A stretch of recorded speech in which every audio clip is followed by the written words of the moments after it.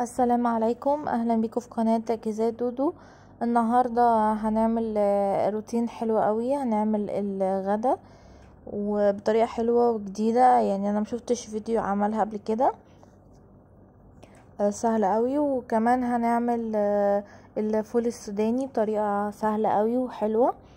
برضو ما شفتش حد عملها برضو قبل كده. كل الناس بتحمره او بتحطه في الفرن، لكن احنا هنعمله بطريقة تانية.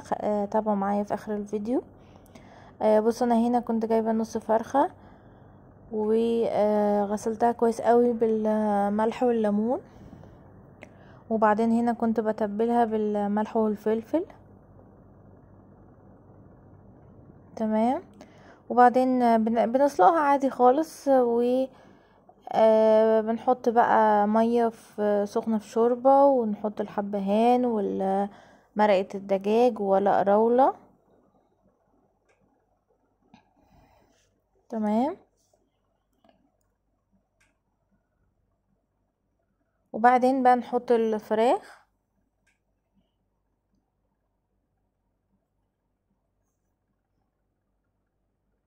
الاكله دي بنات حلوه قوي وسهله جدا. انا هنا كنت بفكركم ان انا حطيت مرق دجاج.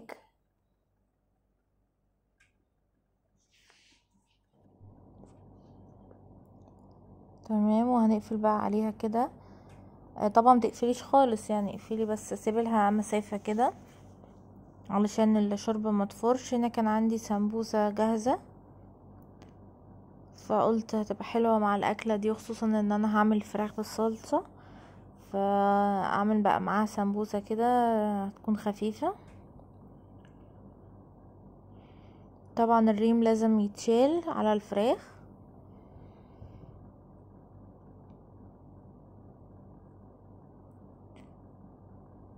اهو.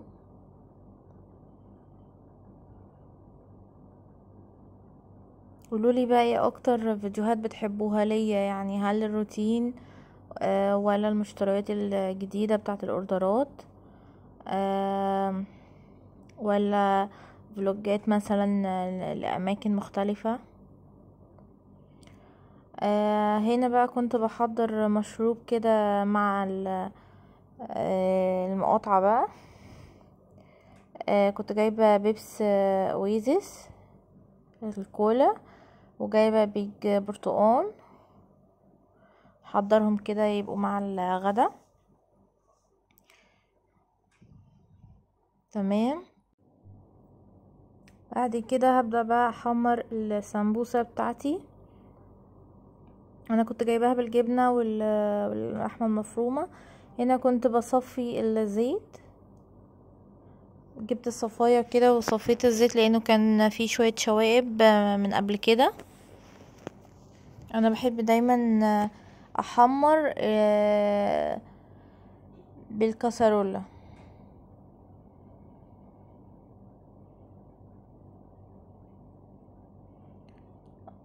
اهو زي ما انتم شايفين، السمبوسة بالذات يا بنات لازم تبقى في زيت غزير، علشان خاطر ما تلاقيش الوش اللي فوق والوش اللي تحت متحمرين وفي النص لونها فاتح. لا، انتي كده يعني بتخليها كده كذا لون.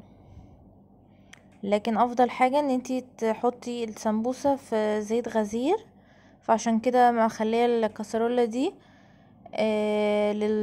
للتحمير بتاع الزيت والبطاطس والكلام ده. بصوا بقى التركة دي، ان انتي بتطلعي الفراخ وهي مسلوقة، بتحطيها في شوية زيت، وبتحطي لها برضو شوية شوربة. اهو زي ما انتم شايفين، حطيت شوربة اهو، زيت همسة بس كده، او ممكن سمنة كمان تبقى حلوة جدا، عشان خاطر ايه هنعملها بالصلصة على البوتاجاز من فوق من غير فرن ولا حاجة.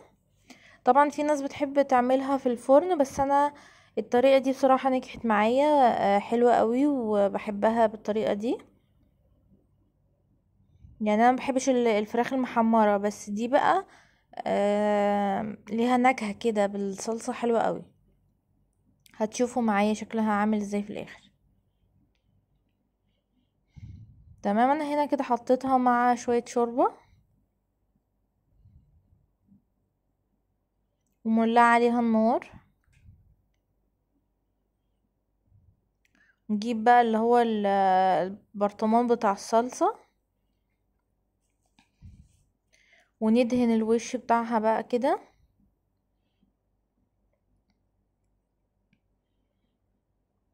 تمام. طبعا ترشي عليها ملح وفلفل.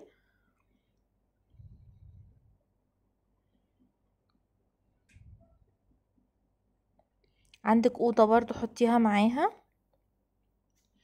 عندك بصل، عندك بطاطس، اي حاجة انت حباها يعني. بس هي كده كده خلاص الفراخ مستوية وكل حاجة، مجرد بس انت بتديها نكهة. عايزة تحطي معاها حاجة ماشي حطي. اهو انا هنا كنت بقلبها علشان عايزة الوش هو اللي يتحمر.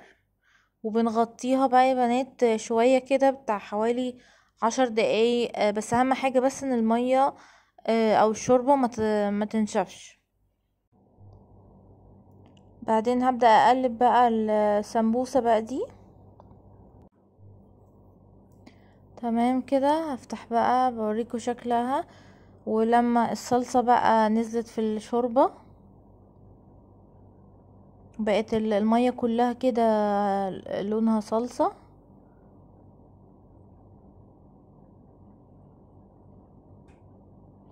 هنا كنت بقلب بقى الفراخ. انا ما كنتش حاطه صلصه كتير يعني، ممكن ايه تحطي اكتر. هنا بقى بعد ما خلاص شربت الميه بقى وكل حاجه، بصوا بقى طعمها بيبقى حلو ازاي، وبتبقى مهريه بقى كده وواخده طعم الصلصه، ولا متحمره بقى ولا محروقه ولا حاجه. بتيجي تاكلي الفراخ كده بتحس ان هي ليها طعم الصلصه دي. خلاص كده بقى انا كنت قفلت عليها، وهبدأ اخدها بقى كده معايا في طبق.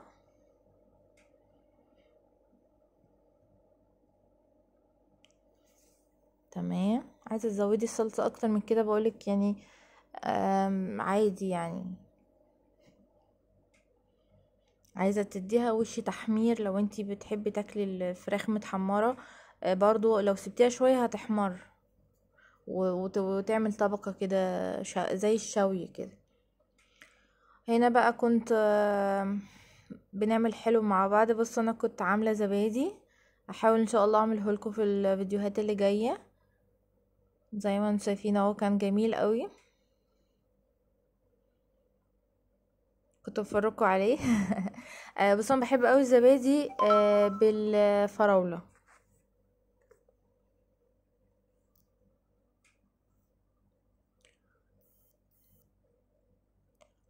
فاحط بقى كده بمربة الفراولة على الزبادي واكله، لان هو انا مش عاملاه مسكر يعني، عاملاه زبادي عادي عاملاه في البيت. فاحط بقى كده مربى من فوق. في ناس بتحط المربى تحت خالص في الزبادي، بصراحة ما جربتهاش. بس انا يعني بحبها كده. ان شاء الله عايزه اعمل معاكم الزبادي في البيت وافرجكم كده على الطريقه. بصراحه كان جميل قوي يعني، هو مكانش متماسك التماسك الفظيع يعني، بس هو الحمد لله كان طعمه جميل.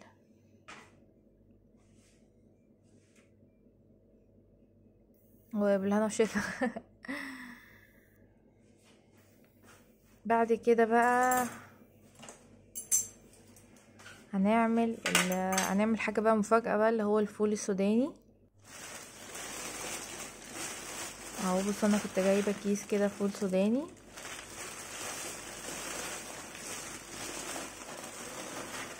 بصوا هو الاسعار متفاوتة يعني، انا مرة جبت الربع كيلو كان ب30، ومرة تانية جبت النص كيلو ب40. فانتوا يعني شوفوا بقى انتوا بتجيبوه بكام. بس انا شارياه ني. خلي بالكوا لان في انواع منه، في مملح وحاجات كده، وفي مستوي وبتاع. بس انت لما بتيجي تشتريه بتقولي له انا عايزاه فول سوداني ني. تمام. الكمية دي كلها في الكيس كانت نص كيلو، فاحنا هنعمل بس نصها يعني ربع كيلو. في ناس بتحمره، في ناس بتحطه في الفرن، في ناس يعني معرفش، يعني في طرق كتير، بس انا بصراحة من الناس اللي بتحب تسلقه. طبعا الناس مستغربة وكده يعني ايه بتسلقيه، بس انا هعمله معاكم اهو، هتشوفوا الطريقة.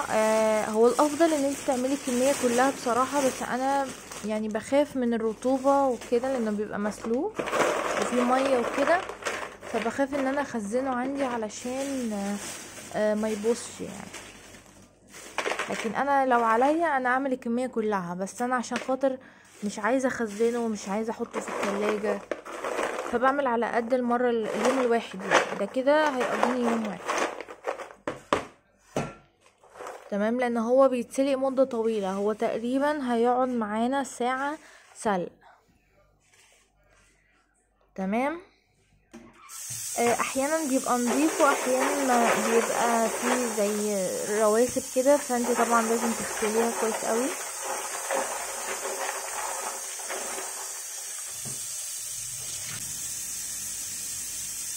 تمام كده. هنا بقى كنت بنقع كده الفول السوداني. طبعا على حسب، في انواع بتبقى يعني مطينه جدا، فده الافضل ان انتي تنقعيها بقى شويه، لكن هو لو نضيف كده زي ما انتم شايفين يا دوبك على الغسل بس. تمام.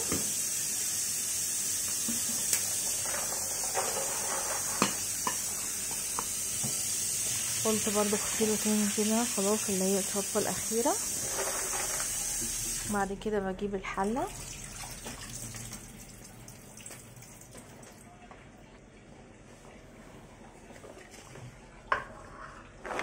الحله حطيت فيها شويه ميه، عايزاها سخنين عايزاها باردين زي ما انت عايزه. خلاص، وهنحط ملح بقى، بس حطي ملح كتير علشان يطلع معاكي الطعم مظبوط. هنا كنت بستخدم الملح بتاع كوكس. عايزه اقولك ان انا كذا مره ارش ملح، يعني انا برضو في الاخر خالص رحت رشيت ملح تاني.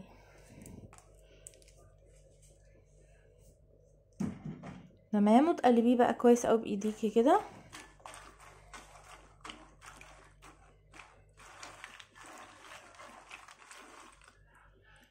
عايزه اقولكوا بيبقى طعمه فظيع. هنا بقى كنت خلاص حطيته على النار.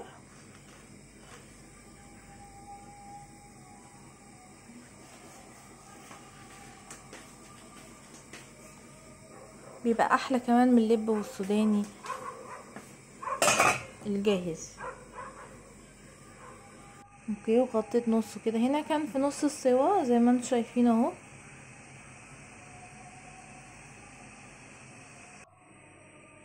كنت بقى مطلعه واحده وقلت ايه هجربها. بصوا بيطلع معاكي بكل سهوله وبيتقشر بسهوله جدا من غير ولا ايد ولا اي حاجه ولا اسنان. هو هو تقريبا قعد معايا ساعه او ساعه الا ربع. هنا قلت لا لسه شويه هعمله تاني. هو على فكره هو بيستوي من بدري، بس هو انا بحبه مهري، يعني بحس كده انه ان انا مش عايزه اكله جامد. فانتي طبعا الساعه دي كتير جدا على النار، فممكن تقللي، ممكن يعني تقللي الوقت او تزودي الحراره. هنا بقى كان خلاص دي خلاص المره الاخيره بقى كده. كنت بوريكم شكله، والميه نفسها بيبقى لونها مغمق، وهو نفسه لونه بيبقى غامق جدا عن اول ما احنا طلعناه. يعني شوفوا في بداية الفيديو كان عامل ازاي.